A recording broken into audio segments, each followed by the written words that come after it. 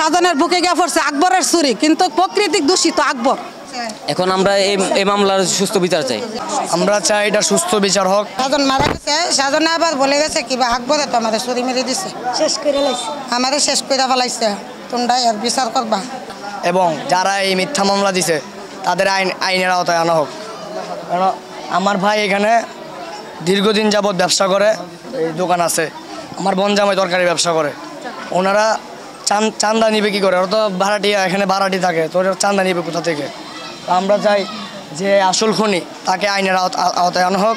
দিন আনে দিন খায়, তাদেরকে সামান্য চিরা দই নিয়ে সেটা তাদেরকে মামলাটা নিয়ে দেওয়া হয়েছে। তো এখন আমাদের পক্ষে কেউ নেই, কারণ আমরা সাধারণ মানুষ, আমাদের এখন এই জন্য আমাদের পক্ষে কেউ নেই।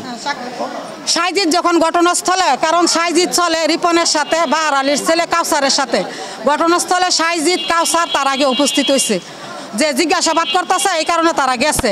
ঘটনাস্থলে যাওয়ার পরে সাইজিৎকে মাথার মধ্যে বাড়ি মারছে, বাদাম দিয়া। সাইজিৎকে যখন মাথার মধ্যে বাড়ি দিছে, সাইজিৎ বইয়া গেছে গা। সাইজিৎ যখন বইয়া গেছে গা, নয় আকবর চলে আসছে দুই হাতে দুইটা ছুরি নিয়ে চলে আসছে। সাইজিৎ তুই লইস, সাইজিৎ লইস কইছে পারে সাজনে, ঘটনাস্থলে সাজনে গিয়ে সামনাসামনি হয়েছে যে তোমরা ঝগড়াটা বাড়ায় না, আমি দেখতাছি কইছে পারে ওই ছুরি গিয়া পড়ছে সাজনের বুকে।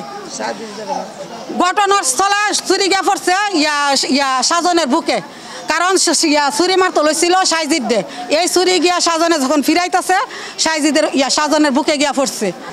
মনে কর ঝগড়াটা 10 মিনিট হয়েছে, এর বেশি কোন ঝগড়া হয়েছে না। 10 মিনিটের ভিতরে আমরা সাফায়া ধরছি, ধরার পরে আর আয়সা মেয়েটা আর সাইকেলে যারে পাইছে তার ওই বাদাম দিয়ে বাইরেছে।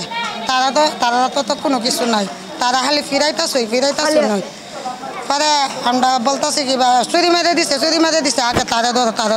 পরে যখন চুরি মেরে দিছে, তখন বাহার আলী কাকা এই সবাই এখন যারা আসিল সবাই তারা চলে আইছে বইয়ে আইসে। পরে সাজনটা নিয়ে হাসপাতাল গেছি। হেলেনা আইসে, হেলেনা হওয়ার পর সাথে সাজনের বউ হেলেনা, আমরা লয়া মেডিকেল গেছি। মেডিকেলের যাওয়ার পথে ওই সাজন মারা গেছে।